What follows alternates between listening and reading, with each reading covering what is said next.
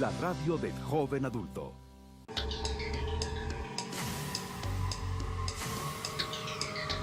Fusión Televisión, Canal 37.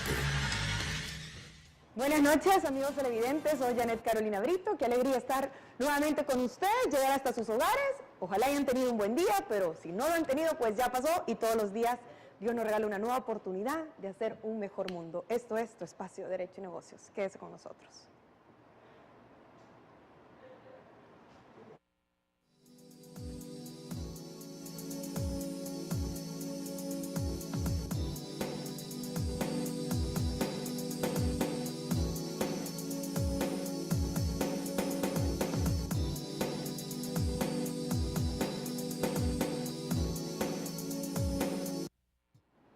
Es importante conocer cuál es el diagnóstico de nuestro país en materia legal e institucional. Y para eso el tema de esta noche se va a tratar del informe de coyuntura legal e institucional del segundo semestre del año 2012. Es importante saber cómo estamos, hacia dónde vamos y qué retos tenemos para superarlo. Y para ello nos acompaña el Departamento de Estudios Legales de FUSADES, una institución, una fundación que es reconocida en nuestro país como un tanque de pensamiento. Y para ello, permítanme presentarles a nuestro panel de invitados, la doctora Lilian Arrieta de Carzana.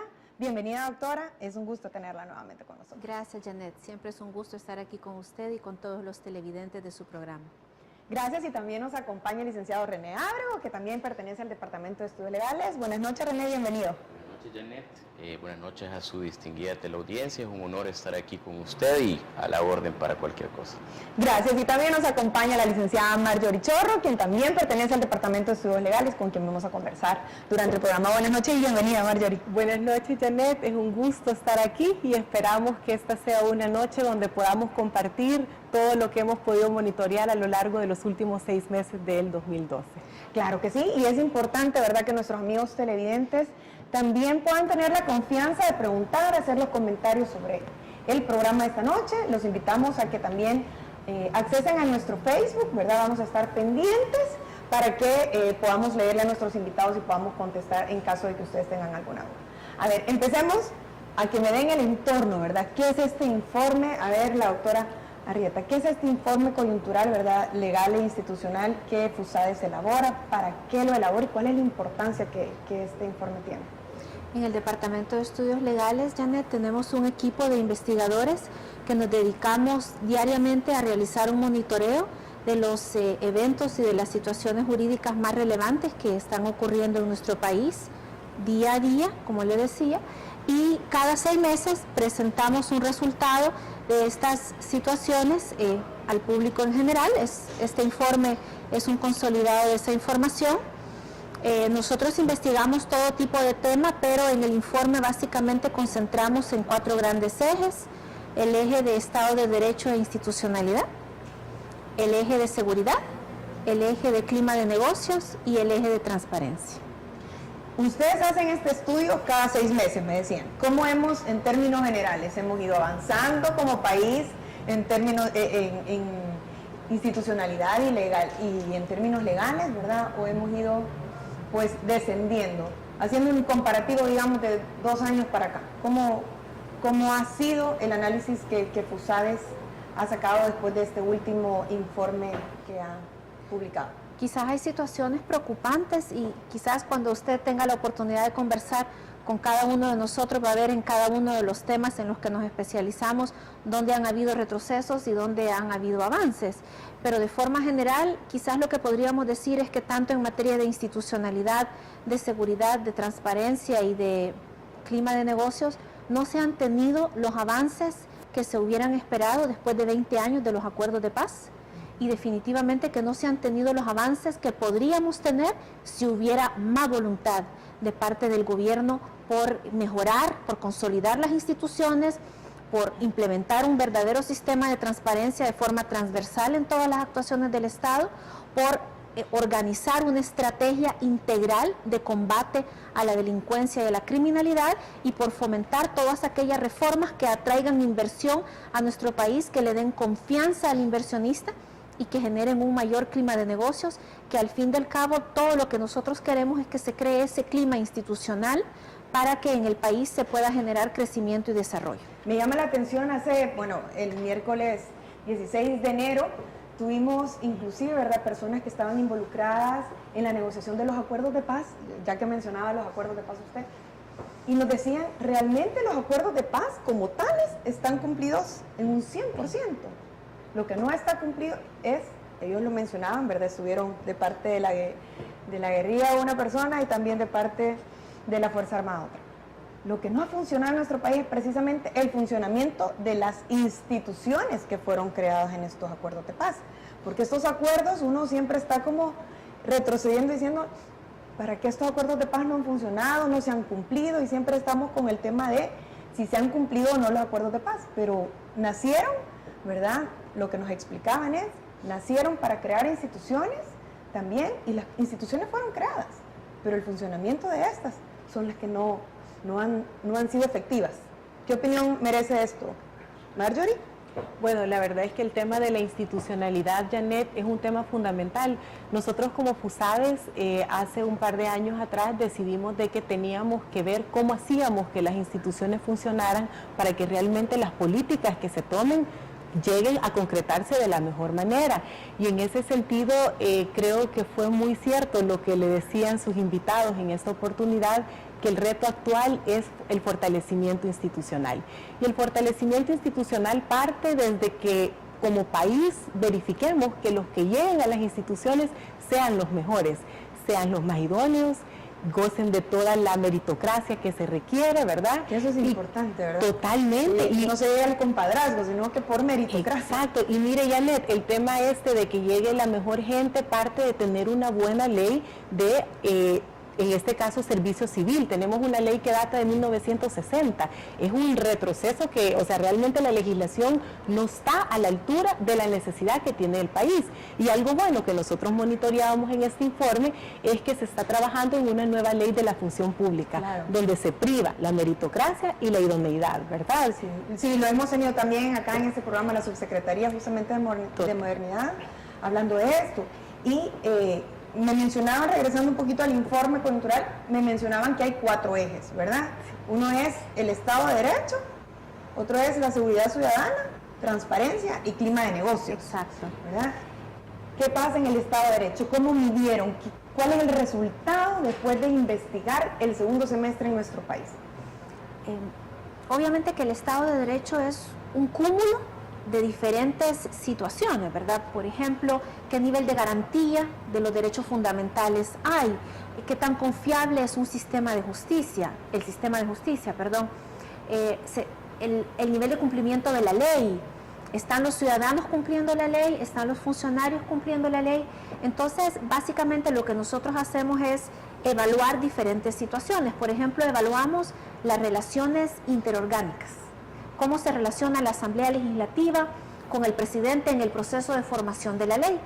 Y un dato estadístico es que, por ejemplo, el periodo del segundo semestre de 2012 solo hubo 2 vetos presidenciales. Es el periodo desde que asumió la presidencia el actual presidente de la República con el menor número de vetos. Entonces decimos, bueno, hay un buen funcionamiento. ¿Están bien coordinados? Hay un buen funcionamiento de los frenos y contrapesos, ¿verdad? Es decir, que no hay como una obstaculización en lo que es el proceso de formación de la ley, pero sí hay participación por parte del presidente de forma activa al revisar los decretos que salen de la Asamblea. Esto es presidente versus Asamblea Legislativa. Sí. ¿Qué pasa? Corte Suprema de Justicia versus Asamblea Legislativa, que es donde hemos tenido la crisis. Ahí todavía hay indicadores que nos preocupan. Por ejemplo, hay 3 situaciones que nos preocupan. Una es que la comisión que estaba estudiando la legalidad del nombramiento de los magistrados González Bonilla y de Belarmino Jaime todavía no ha sido desintegrada. Hay una medida cautelar que ha suspendido sus actividades y de hecho así ha sido, pero todavía está vigente.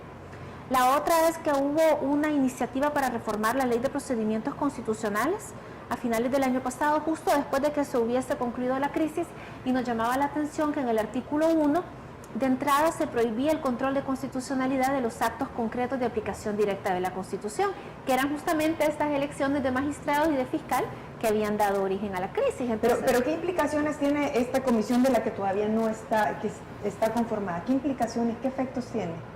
que de alguna forma todavía está vigente y como todavía la Sala de lo Constitucional no la ha declarado inconstitucional, es como una espada de Damocles que está ahí pendiente y además en sí misma fue constituida como una especie de amenaza, ¿verdad?, hacia la Sala de lo Constitucional. Entonces esto no favorece a las buenas relaciones que deberían de haber.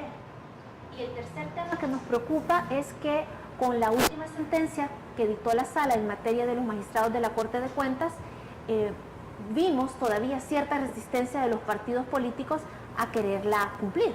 Claro. Empezaron las pláticas para ver qué efectos iba a tener la sentencia, qué incidencia eso iba a tener, que si la iban a cumplir, que cómo la iban a cumplir, que si la declaratoria de inconstitucionalidad equivalía a una destitución, en fin, Y la relatora de las Naciones Unidas para la Independencia de Magistrados y Abogados, que vino a nuestro país el año pasado, y hablamos mucho de eso en el informe, fue clara al decir, los fallos judiciales no pueden ser interpretados por los demás poderes del Estado, solo deben cumplirse. Y no se negocian, se respetan. Exacto. Ahora, definitivamente el país en este tema del Estado de Derecho, pues en el año 2012, ¿verdad?, pasó por estos fallos constitucionales, fallos declarando inconstitucional los nombramientos de los magistrados, el fiscal general de la República, pero esto originó en el 2013, seguimos con lo mismo, ¿verdad? Ahora hay una declaración de inconstitucionalidad también de magistrados de la Corte de Cuentas. ¿Cuál es el análisis que hace FUSADES respecto a cada vez va teniendo pues mayor cumplimiento estos fallos? Sabemos que el nombramiento de los magistrados el año pasado fue una crisis que duró pues meses, que hasta llegó la situación hasta la Corte Centroamericana de Justicia, pero han seguido viniendo. El año 2013 viene esta declaratoria inconstitucional de magistrados de la Corte de Cuentas. ¿Hemos avanzado o no en este cumplimiento? Fue bueno para el Estado de Derecho que la crisis se resolviera cuando los fallos finalmente se cumplieron. Lo malo fue que tuvimos que soportar todos los salvadoreños esa crisis y ese nivel de incertidumbre cuando lo único que había que hacer desde el inicio era cumplir los fallos. Los fallos fueron cumplidos parcialmente, porque la Sala ha venido diseñando una línea jurisprudencial que tiene que ver con lo que Marjorie decía hace un rato, que obliga a la Asamblea a realizar el examen de idoneidad de los candidatos. Entonces, si bien la elección de los magistrados y del fiscal fue por un tema de legitimidad democrática indirecta, porque una misma Asamblea no podía elegir dos veces y todos esos temas que discutimos, sí, de hecho, por razón de plazo y que lo vuelven a elegir. Exacto. Pero también hubo muchas consideraciones en ambas sentencias relacionadas con la omisión de haber hecho el examen de idoneidad. Y entonces en esta sentencia de los magistrados de la Corte de Cuentas, la Sala desarrolla con mayor abundancia esta obligación de la Asamblea. Le dice, Asamblea, usted tiene que demostrarme que de todos los candidatos que había, estos que usted ha elegido eran los mejores. Y debe demostrarlo de tal forma que quede claro para todo el mundo. Y debe documentarlo, sea en el dictamen como en el decreto legislativo. No, pero ¿cómo se hubiera dado cumplimiento a eso? Perdón, pero sí, ¿cómo se hubiera dado cumplimiento si estamos hablando de conceptos jurídicos indeterminados? Lo que para mí es idóneo, tal vez para el otro no lo sea. Pero justamente en esta sentencia, por ese mismo tema, dado de que lo ideal sería que hubiera un desarrollo legislativo, que la normativa secundaria... Que lo motive, que lo fundamente. De alguna forma dijera, ok, para ser magistrado de la Corte de Cuentas se necesita como mínimo, por ejemplo, la acreditación de un título académico, experiencia comprobada en manejo y administración o control de fondos, porque la Constitución no establece ni siquiera un requisito de profesión ni de experiencia. Entonces, con eso yo demuestro competencia. Honradez es sinónimo de rectitud en el actuar, de integridad, de probidad. Eso se puede demostrar con una serie de solvencias que de hecho se han estado pidiendo en la práctica, que no debo cuenta de paternidad en la Procuraduría General de la República, sí, que no tengo juicios pendientes por mala administración de fondos, en fin. Y lo que ocurre es que la Asamblea no toma en cuenta esas pruebas, por así decirlo. Eso es lo que nos ha hecho bajar, obviamente, en este informe que da la relatora de la ONU, ¿no? Nos ha hecho bajar como país en el cumplimiento de un Estado de Derecho respecto a la independencia de magistrados. Son los atentados, más que todo, Janet, la falta de voluntad de los poderes públicos de acatar los fallos y esa resistencia que vemos de los poderes públicos a quererse someter a los frenos y contrapesos que finalmente lo que hacen es caracterizar cualquier democracia. Claro, y que son constitucionales finalmente. Bueno, déjenme ir a una primera pausa comercial. Cuando regresemos vamos a hablar también de cuál es el clima de negocios en nuestro país y cuál es el cumplimiento de transparencia también que se da. No nos cambie.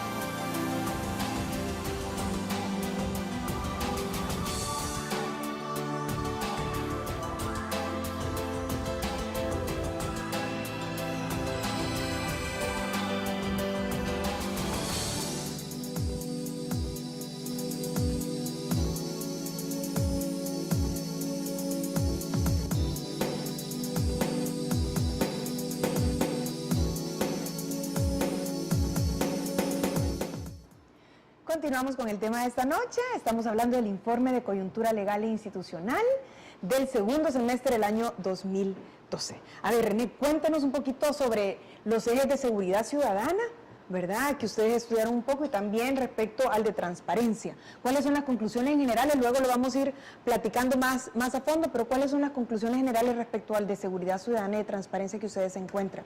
Muchas gracias. A ver, hablando un poco de transparencia, como FUSADES nosotros monitoreamos todas las actividades que tiene el Estado en materia de la transparencia, monitoreamos el Estado del derecho de acceso a la información pública, monitoreamos también las instituciones que tienen que ver con la transparencia, que están ligadas de alguna manera. Como el Tribunal de Ética. El Tribunal de Ética Gubernamental, como la Corte de Cuentas de la República, Fiscalía General, Subsecretaría. Y también vemos los compromisos e iniciativas internacionales que El Salvador es parte en materia de transparencia. Tal vez en el Estado del derecho de acceso a la información pública, el hecho que más realza, o el hecho negativo que más ha realzado en este periodo, en este segundo semestre de 2012, es el hecho que seguimos sin un instituto de acceso a la información pública, sin la constitución de este ente garante de las obligaciones establecidas en la Ley de Acceso a la Información Pública para las entidades obligadas. Respecto a esto, perdón que le interrumpa. Bueno, todos nuestros televidentes han de haber estado escuchando, ¿verdad?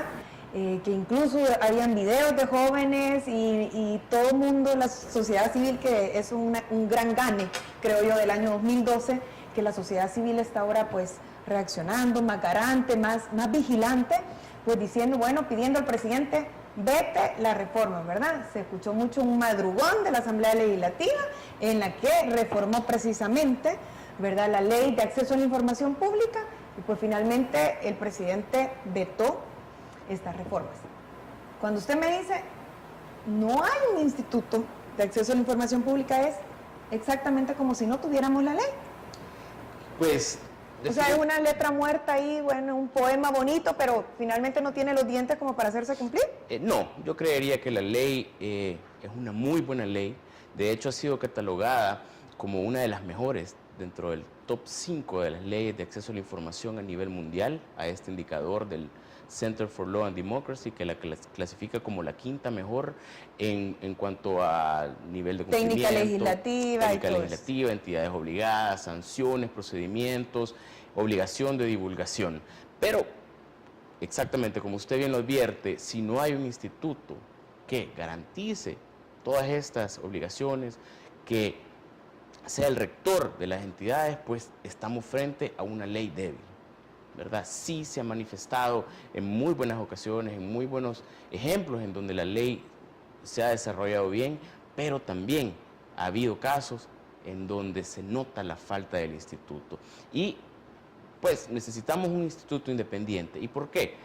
También dentro del periodo que hemos revisado, el periodo analizado, se han dado algunas restricciones en el derecho de acceso a la información pública. Cuénteme cuáles son esas restricciones. Para mencionarle algunas, el caso de la Asamblea Legislativa, en donde a raíz de una solicitud de información se le solicita el monto de los gastos para los regalos navideños y también el monto relacionado sobre las obras de arte que recientemente... Sí, que también fue muy escuchado, ¿verdad?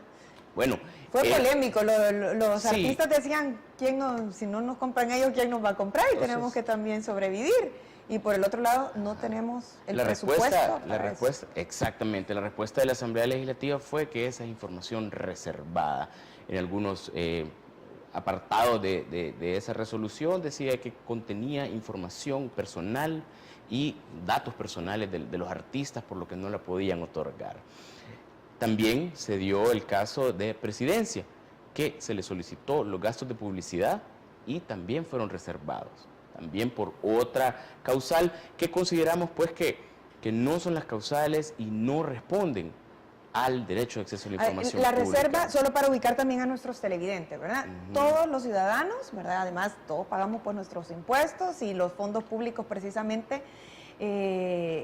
nacen, ¿verdad? O se pueden sufragar de los impuestos. Tenemos el derecho de saber en qué se utilizan estos fondos, porque son públicos, no son de una institución, no le pertenecen a menganito, fulanito, sino que son pues del país. Cualquiera de nosotros puede ir a la oficina de transparencia de cualquier institución y pedir alguna información. Así es. En teoría, pues, cualquier información. Pero la misma ley establece qué información es reservada. Reserva de información, ¿qué significa? Que Sí. pueden catalogarlo y decir, esto me lo reservo y esto sí no tengo la obligación de mostrarlo. Exactamente, la Ley de Acceso a la Información Pública se basa sobre el principio de máxima publicidad. Eso está establecido en el artículo 5 de dicha ley. Y el principio de máxima publicidad establece de que toda la información, en principio, es pública y de difusión irrestricta. Esa es la regla general. Es la regla general. Y más aún, sobre la base del principio de máxima publicidad, cualquier restricción sobre el acceso a la información pública tiene que estar expresamente establecido en la ley. Va a haber, obviamente, excepciones a la regla. Y las excepciones son precisamente la información reservada y la información confidencial. La información reservada, pues, en base al principio de máxima publicidad, tiene que estar expresamente. Está en la ley y son relativamente Tendrían que ser pocas excepciones, motivaciones. entonces, Así ¿no? es correcto. Es decir, la mayoría tiene que ser información pública y por excepciones la institución se la puede reservar. Así es. Por ejemplo, la información reservada, se reserva información, por ejemplo, sobre procesos de licitaciones en proceso, que no hayan terminado. ¿Por qué? Porque esto pudiera afectar un derecho de terceros en competir, en que un tercero llegue a conocer estos procesos. Pero eso se y justifica, aprovecharse. digamos, para no afectar justamente el Realmente proceso. tiene que estar expreso en la ley, ¿verdad? Algunos otros son los procesos deliberativos, en los procesos sancionatorios de los agentes públicos, en sus procesos administrativos, cuando igualmente estén deliberando, ¿verdad? Cuando ya existe una sentencia definitiva, cuando ya existe una resolución definitiva, esa información reservada automáticamente se convierte en información pública. Yo me recuerdo, y a mí me gustaría saber cuál es la postura también que ustedes veían respecto a esto de la ley de transparencia. Me recuerdo cuando justamente empezaba en vigencia, la gente, ¿verdad?, llamaba y quería saber, bueno, de cuánto es la plaza, ¿verdad?, de cuánto es la plaza, los honorarios, pues, de cada empleado público, y precisamente eso fueron los peros, digamos, o las inseguridades que a los empleados públicos también les daba de que su información estuviera dándose a conocer. ¿Cómo queda esa situación? ¿Sigue siendo información pública, información reservada? Sí, dentro de la misma información pública hay una clasificación que es la información oficiosa. Y esta no es ni siquiera necesario ir a solicitarla por medio de un escrito. Esta información oficiosa tiene que estar disponible por cualquier medio inmediatamente, como le repito, sin necesidad de solicitarla en página web, en documentos, en las oficinas de información y en las entidades públicas. Dentro de esta información están los salarios y las posiciones dentro de esa entidad. Es una obligación, es información pública, es información oficiosa que debe estar disponible a todos los ciudadanos. El mismo hecho de que nosotros somos los que sostenemos al Estado, nosotros sostenemos a los gobiernos y a las entidades públicas, por ende nosotros tenemos derecho a saber en qué se invierte toda esta plata. Una pregunta, ¿qué pasa el año pasado? En el segundo semestre hay una declaratoria de inconstitucionalidad por no haberse nombrado el instituto, me parece. ¿Me podría explicar cómo? Lo que ocurrió cómo se da esto? el 5 de diciembre del 2012 se notificó una sentencia respecto de una inconstitucionalidad a 4 artículos del reglamento de la Ley de Acceso a la Información Pública. Este reglamento fue creado por el presidente, fue inconsulto y se detectó que incluían algunas disposiciones inconstitucionales, porque dentro del mismo se establecía una atribución del presidente, autoatribución del presidente, para rechazar las ternas que la sociedad civil le envía a él para el nombramiento de los Que es lo que comisionados. realmente ha pasado y por lo que no se ha nombrado hasta la fecha el instituto, De ¿verdad? acuerdo a la Ley de Acceso a la Información Pública, el instituto tuvo que haber sido nombrado el 4 de noviembre de 2011. Ha pasado más ya de un año, 2 meses, 3 meses. Increíble. De la falta de conformación. Y esto fue porque, de acuerdo a este artículo en el reglamento, el presidente en mayo de 2012 hizo un rechazo total de las ternas. Eran 15 candidatos para propietarios y 15 suplentes. ¿Y hubo alguna justificación del rechazo? Pues básicamente dentro de la resolución, 2 líneas que dice de que ninguno de los candidatos era idóneo para el puesto, ¿verdad? En materia jurisprudencial, toda negativa, en materia de derechos fundamentales, tiene que ser debidamente justificada y motivada. Sin embargo, en este caso no se dio. Entonces ahorita tiene que nombrarse, todavía estamos en eso, en ese mismo impasse. Esta misma sentencia establece, bueno, otros artículos que se declararon inconstitucionales y por ende expulsados de la normativa jurídica, incluyen nuevas clasificaciones de reserva de información.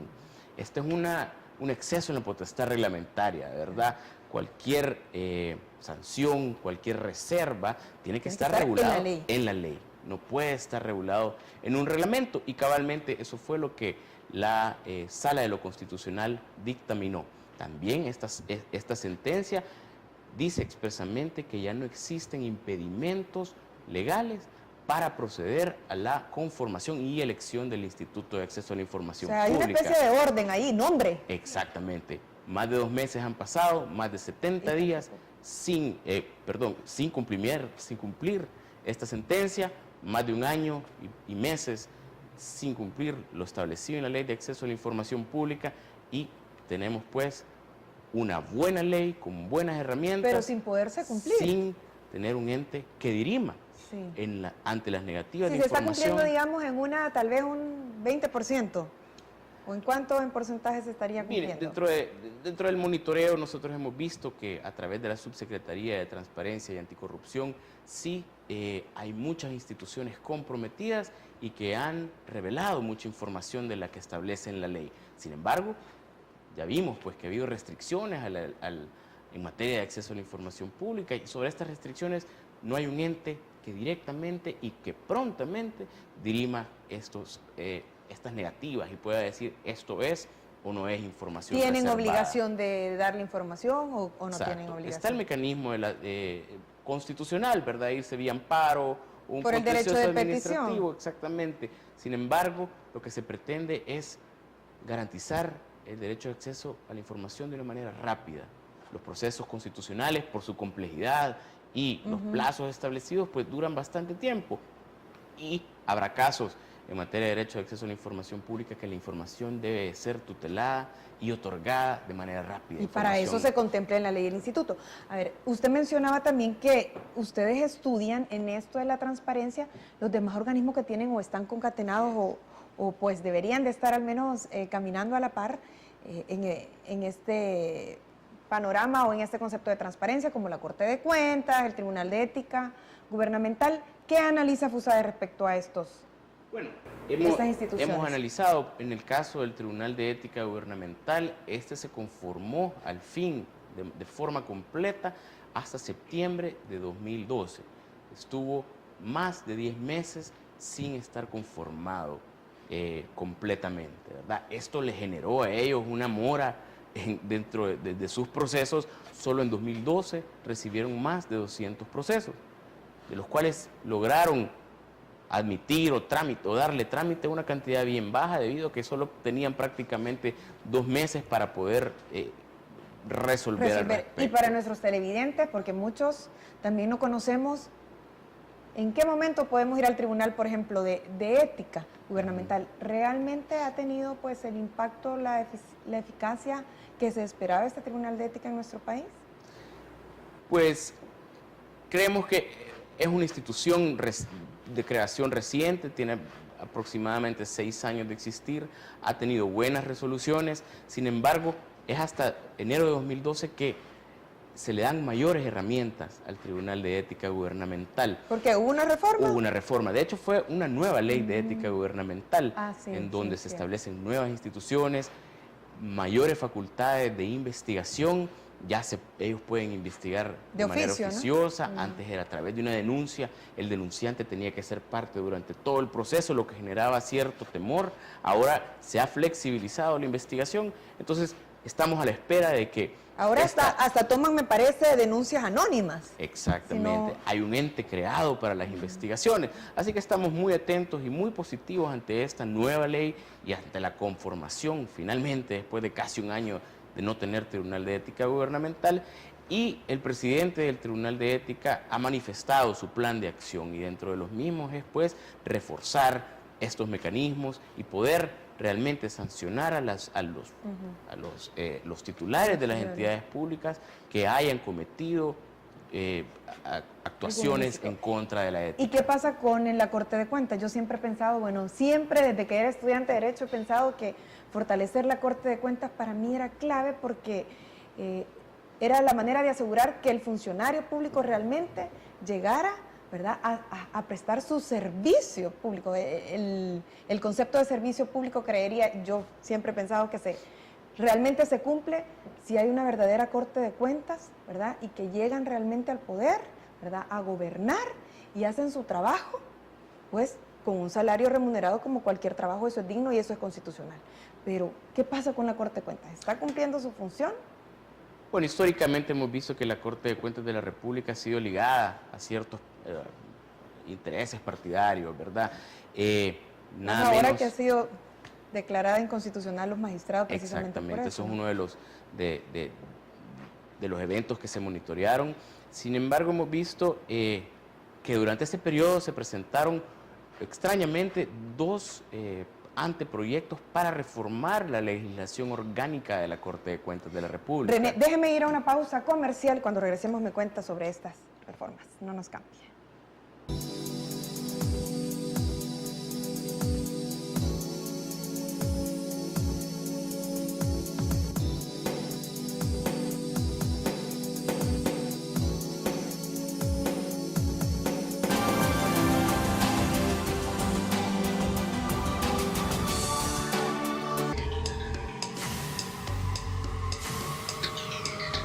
Fusión Televisión, Canal 37.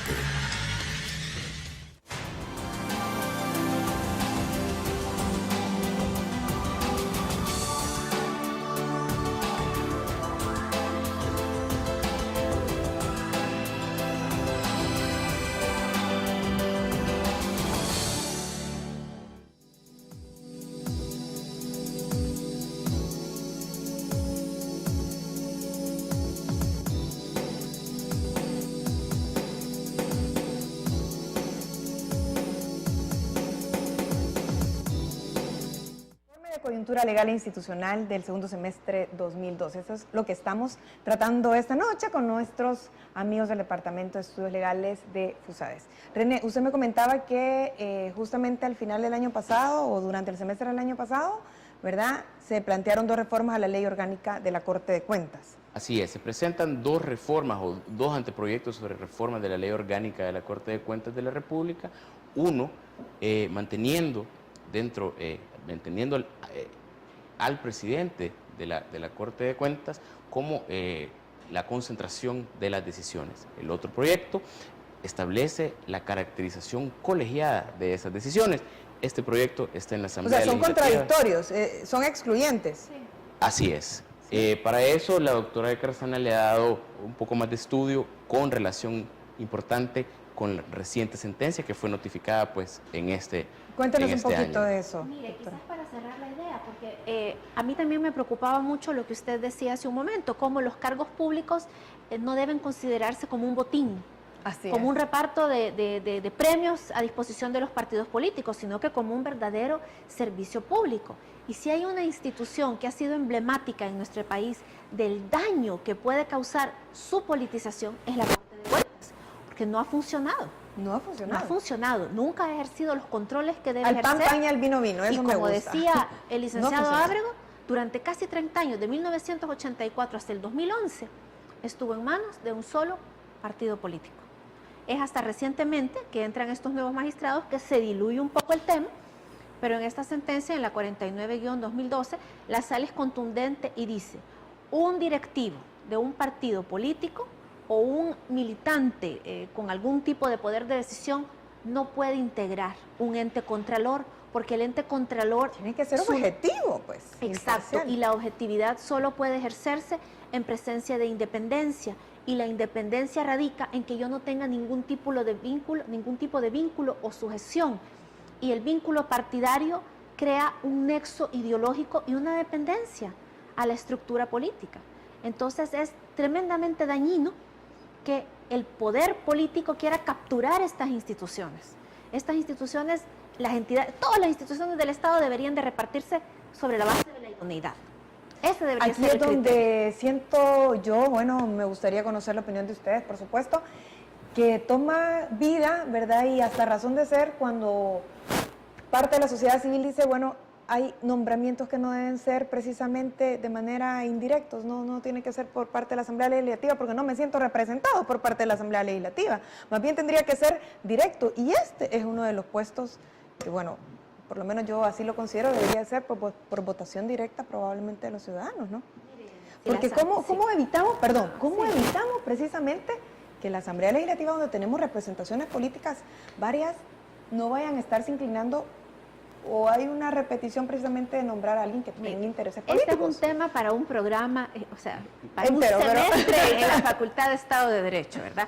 ¿Cómo podemos los ciudadanos sentirnos mejor representados y cómo podemos incidir para que nuestros representantes, a la hora de ser electos, no se laven las manos de todas sus promesas y sus buenas intenciones y le den la espalda a la ciudadanía, ¿verdad? Entonces, básicamente uno estando más activos, exigiendo, y el otro es ejerciendo responsablemente nuestro voto, ya que ahora en una de las buenas cosas que han ocurrido recientemente contamos con una legislación que regula de forma permanente el voto por persona. Bueno, recordémonos de cuál ha sido la actuación sido de un gran nuestros avance, diputados a la totalmente. hora de votar y de aprobar las leyes y de nombrar a los funcionarios, y cuando vayamos a las urnas, votemos de forma informada. Recordémonos qué es lo que ha hecho cada uno, y también a la hora de votar por nuestros diputados, votemos sobre la base del mérito y sobre la base de si los diputados realmente protegen este interés general de la nación o simplemente protegen el interés partidario. Con nombre y apellido vamos a votar ahí casi. Bueno, el otro eje precisamente de lo que han trabajado, investigado FUSAES del segundo semestre del año 2012 también tiene que ver con el clima de negocio. ¿Cómo está nuestro clima de negocio? ¿Esto es realmente atractivo para nuestros inversionistas, quedarse en este país, hacerlo prosperar, crecer económicamente? Marjorie. Realmente, Janet, este es uno de los temas que nos puede llevar a concluir que tenemos grandes retos como país. Recientemente en el informe nosotros monitoreábamos el último informe que sacó el Foro Económico Mundial, que es el informe global de competitividad global. ¿Qué dice este informe? El Salvador en los 2 últimos años ha tenido un retroceso de 19 posiciones. ¿Qué quiere decir eso? De que hemos venido perdiendo competitividad a lo largo de 2 años, 19 posiciones, imagínense. Estamos en la posición 82 y ahora estamos en la posición 101. Es decir, que si... Estamos concursando para la última para posición. la última. Y mire, en algunos ya ganamos el concurso. Por ejemplo, en temas de cuánto genera el costo para un Estamos hablando empresario. irónicamente, aclarando la Irónico, claro, es increíble. increíble. Y es triste ver de que, por ejemplo, cuánto cuesta a nivel para un empresario el tema de la delincuencia, del crimen organizado. El Salvador sale en la posición 144, que es la última posición. Entonces esto realmente es preocupante porque el tema de la inseguridad ciudadana es algo que apremia al país. Cuando usted le hace la encuesta a los ciudadanos de cuáles son los factores que más influyen de manera negativa, ve que está la inseguridad ciudadana, está la incertidumbre política, por todo esto que hemos estado hablando anteriormente, y está también la incertidumbre jurídica. Entonces vemos cómo esto va cada vez minando el clima de inversión. Entonces nosotros en el informe veíamos con muy buenos ojos este nuevo auge que han tomado estas leyes pro inversión que está liderando el órgano ejecutivo, porque sabemos cuál es el problema, sabemos cuál es el diagnóstico, entonces hay que ver cómo se puede mejorar. ¿En qué consiste este paquete de leyes pro inversión? Es reformar leyes como una ley de zonas francas, una ley de servicios internacionales y traer nuevos cuerpos jurídicos como por ejemplo una ley de estabilidad jurídica, una ley de asocios público-privados y una ley de firma digital. Y aquí pues decir que obviamente una estabilidad jurídica de un país va más allá de una ley. A ver, voy a ser un poquito abogada del diablo, como decimos los mismos abogados. Esta creación precisamente de leyes, esta creación de instituciones nos asegura como país el cumplimiento y en realidad una prosperidad en un clima de negocios y que nuestros inversionistas vengan, porque lo que pasa es, y estoy hablando como ciudadana y porque uno lo escucha en la calle, ¿verdad? Y lo habla en familia, y es bueno, tantas leyes y tantas instituciones, pero no se ponen en práctica y no son eficaces. Sí, efectivamente, las leyes solo son una parte importante del rompecabezas, pero eso tiene que estar acompañada de instituciones fuertes, de funcionarios idóneos y realmente de una cultura de legalidad también del ciudadano, ¿verdad? Que cumplamos las leyes y que exijamos su cumplimiento. Pero sí vienen a ser, digamos, piezas importantes para mejorar el clima de negocios. Por ejemplo, en el tema de la ley de asocio público-privado. ¿En qué consiste esta ley? Esta ley es bien importante, Janet, porque hace un momento usted hablaba del tema de las finanzas públicas, de cómo tener mayor crecimiento en el país. Y realmente sabemos todos de que el déficit del Salvador, el déficit fiscal, es una preocupación que cada día va empeorando. Entonces, esta ley de asocio público-privado lo que viene a hacer es tratar de generar nuevas herramientas para que el Estado pueda enfocarse en temas como la salud, la educación, seguridad, y dejar un espacio para que el Estado invite a un privado para hacer una alianza estratégica. Es decir, que venga a poner su capital, que venga a poner su experiencia, la tecnología, y el Estado solo se queda monitoreando, por ejemplo, proyectos de infraestructura o servicios esenciales. Entonces, muchas veces se habla de que esta ley permite el mejor de dos mundos. El Estado sigue teniendo la rectoría, por ejemplo, de la prestación de los servicios esenciales. No lo da en concesión, no lo da. Lo sigue teniendo él. Siempre es el propietario. La misma ley habla de la preservación del dominio de los bienes del Estado. Pero es decir, funciona como con un socio, digamos, estratégico. Correcto. Entonces, el socio viene, pone su capital, pone su conocimiento, alta tecnología, y entonces se garantiza el beneficio para el ciudadano, porque esta ley lo que busca es que el ciudadano tenga mejor infraestructura y que tenga una mejor prestación de servicios y que sean de calidad. Usted mencionó, Marjorie, como servicios, bueno, constitucionales, que es el Estado el que tiene que prestarlos, como la salud, por ejemplo. Exacto. ¿Cómo poderlo comunicar? Porque yo me recuerdo ya hace un par de años que hubieron hasta huelgas y todo porque no se privatizara la salud. ¿Cómo poderlo comunicar de manera que no se confunda o realmente esta ley vamos a caer nada más que con otro nombre en una privatización de la salud? Definitivamente que no va a ser así, porque esta ley es totalmente opuesta a la privatización. Es más, la privatización y la ley no tienen un punto en común. Aquí lo que se está hablando con esta ley es simple y sencillamente que el Estado monitoree, y como no tiene los recursos para invertir en este servicio esencial o darlo de la mejor calidad a un mejor costo, entonces invita a un socio estratégico que es el privado para que lo venga a prestar, pero el Estado sigue manteniendo el dominio del bien, si es que hay un bien que se va a dar en concesión, también sigue manteniendo la rectoría y es el supervisor, ¿verdad? Entonces no hay privatización alguna. Al cabo de 40 años, que es lo máximo que puede tener en el contrato de asocio público-privado, el privado llevando a cabo este contrato, regresan los bienes a manos del Estado. Pero este plazo se establece en el mismo proyecto en el mismo proyecto, y es tan así así el plazo que esta temporalidad dice 40 años, incluyendo las prórrogas. ¿Y tú sabes, ve bien este proyecto? Nosotros creemos que es un buen proyecto y tanto así que salió como producto del Consejo Económico y Social. Es decir, que este es un proyecto que lo vieron representantes del sector privado, estuvo la academia, también estuvo presente el sector sindical y bueno, y el gobierno que también fue el que estaba impulsando el proyecto. Es decir, que hubo un consenso que era una ley importante para poder cerrar esta brecha en infraestructura que tenemos y mejorar la prestación de servicios aquí en el país. O sea, es que el Estado los siga prestando, pero de manera pues más eficiente porque Así tenga el es. experto que lo pueda. Correcto, y a mejor precio y con mejor calidad, porque lo que se busca es favorecer al ciudadano. ¿En qué ha cambiado el régimen de concesiones? Hemos escuchado, ¿verdad?, hablar de que en la Asamblea Legislativa pues se cambió el régimen de concesiones. Me gustaría que nos aclarara un poco de qué se trata, de qué concesiones se trata, ¿son todas en general o en algunas específicas? Fíjese que sí, realmente este es un tema importante porque en junio del año pasado la Asamblea Legislativa, perdón, la Corte Suprema de Justicia a través de la Sala de lo Constitucional emite una sentencia. ¿Y qué dice esta sentencia? Esta sentencia viene a cambiar el régimen de concesiones, pero solo para el tema de generación de energía eléctrica a partir del recurso hídrico y a partir del recurso geotérmico. Actualmente la Ley General de Electricidad dice que estas concesiones las da la CIGEP.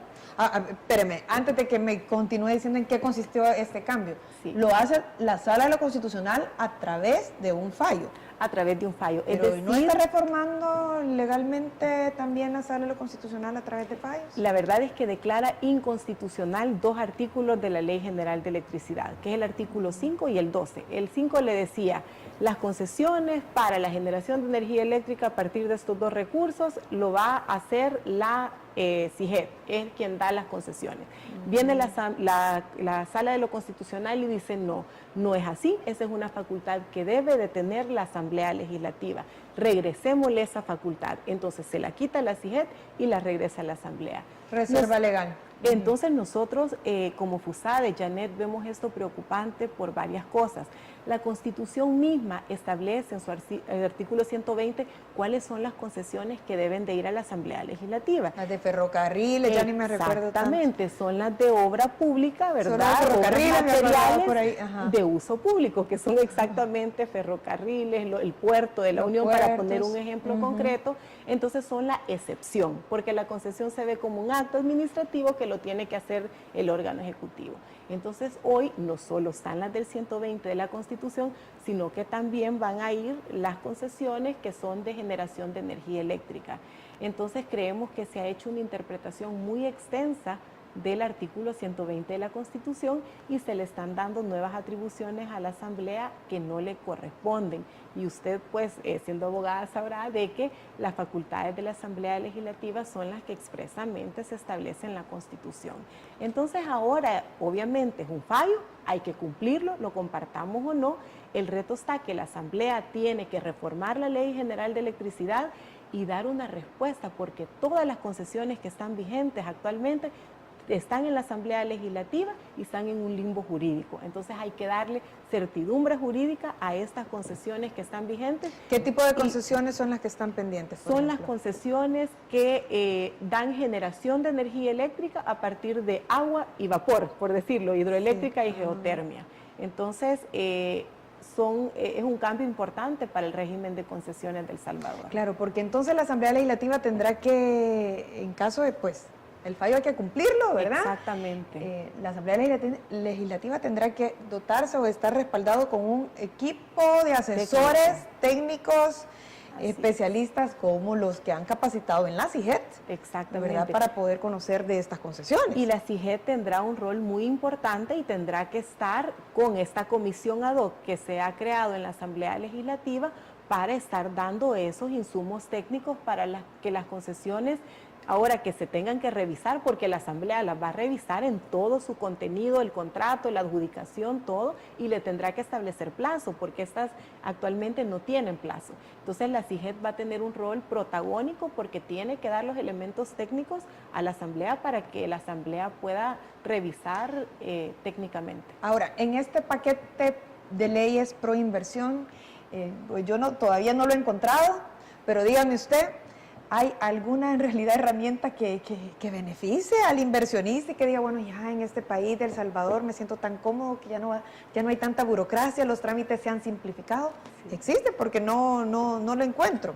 Sí, en este primer paquete el tema de la burocracia no se está, digamos, atendiendo directamente, pero este es parte de un segundo paquete que viene y el tema de la burocracia es algo tremendo en el país. Y sabemos también de que genera muchos costos, ¿verdad? Pero efectivamente creo que en este paquete, primer paquete de las 5 leyes, sí hay cosas importantes, Janet. Y por ejemplo, mucho se ha criticado esta ley de estabilidad jurídica, porque uno dice, la estabilidad va más allá que una ley. Pero le cuento experiencias de otros países. ¿En qué consiste esta ley de estabilidad jurídica? Fíjese que esta es una ley que es parte de una herramienta de promoción de inversión nacional y extranjera en un país. Por ejemplo, países como Colombia y Perú la tienen, y esto se ha hecho cuando un país ha perdido la credibilidad de que es un buen país para invertir. Por ejemplo, en Colombia se daba una reforma tributaria cada año y medio. En 15 años tuvieron 11 reformas tributarias. Imagínense qué garantía de estabilidad le podía dar un inversionista. Hoy me dicen una cosa y mañana otra. Exacto. Claro. Entonces no había predictibilidad. ¿Qué hizo Colombia? Crea esta ley con este nombre que en teoría pues generaría estabilidad jurídica para recuperar la confianza. Entonces El Salvador, si vemos los indicadores de nuestro país, podemos ver que el tema de la inseguridad jurídica ha ido creciendo y creciendo.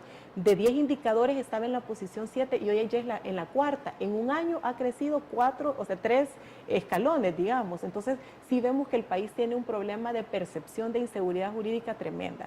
Entonces pero esta ley, ¿qué herramientas provee al inversionista? Lo que hace es que le estabiliza ciertas cosas. Por ejemplo, el tema de los impuestos. Le dice, si su impuesto cuando usted viene es del tanto por ciento, se lo mantenemos en el plazo que dure el contrato. Y el contrato puede durar hasta 10 años. Y excepcionalmente un poco más hasta llegar a 20, dependiendo del monto de inversión. También le estabiliza temas, por ejemplo, de los impuestos municipales. No tasas, porque eso ya sabemos que es una contraprestación de la municipalidad. También temas migratorios y otros aspectos aduaneros. A ver, pero esto no riñe con el principio de igualdad y que nuestros ciudadanos digan, bueno, a los inversionistas se va a tratar de manera diferente que a nosotros, los ciudadanos, y bueno, y aquí en casa es donde más nosotros no vamos a estar protegidos por esta ley, porque esta ley solo va a proteger a los inversionistas. Sí. ¿No tiene algún resquemor ahí que vaya a ser declarada inconstitucional por faltar al principio de igualdad? Sí, realmente no adolece de inconstitucionalidad porque trata iguales a los que están en iguales condiciones. Es decir, que el inversionista que cumpla con los requisitos que establece la ley será el que podrá optar a los beneficios de esta ley. Y esto es un poco la misma lógica tras la ley de zonas francas, la misma ley de servicios internacionales, todo el esquema de incentivos fiscales, ¿verdad?, que se da para que sea un atractivo para invertir. La firma electrónica, también hay una ley de firma electrónica. Sí, y esta ley es una ley que se ha trabajado desde hace mucho tiempo y lo único que viene a hacer, pero muy importante, es establecer una plataforma de e-gobierno, ¿verdad?, electrónico para acercar al ciudadano con el gobierno y permitir que sea más eficiente y se reduzcan costos. Bueno, de todo lo que me estaba mencionando justamente, ya casi pues tengo que cerrar, pero lo que veo es que hay muchas leyes positivas, ¿verdad? Positivas, pero que implican también muchísima capacitación de los ejecutores. Totalmente, Janet, y lo más importante es que si se aprueban, se apliquen bien y que todo este paquete sirva de plataforma para poder aprovechar proyectos importantes como el Fomilenio 2 y el Asocio para el Crecimiento. Bueno, les agradezco muchísimo al Departamento de Estudios Legales de FUSAES por haber estado con nosotros, por la transmisión de ese conocimiento. Agradecemos también el que investiguen justamente cómo está nuestro país, los retos que tenemos, hacia dónde vamos, y pues a nosotros, ¿verdad?, a nuestros amigos televidentes, solamente recordarles que El Salvador es nuestro país, no pertenece a unos pocos, sino a todos nosotros que vivimos acá, ¿verdad?, inclusive a nuestros extranjeros que viven acá. Así que hagamos de nuestro país cada día mejor, y a nuestros gobernantes, pues la responsabilidad de tener poder es grande, así que hemos confiado en ustedes, y grandes poderes implica grandes responsabilidades. Los espero el otro miércoles a las 8 de la noche en vivo, y este programa se repite los sábados a las 6 de la tarde. Tengan buenas noches.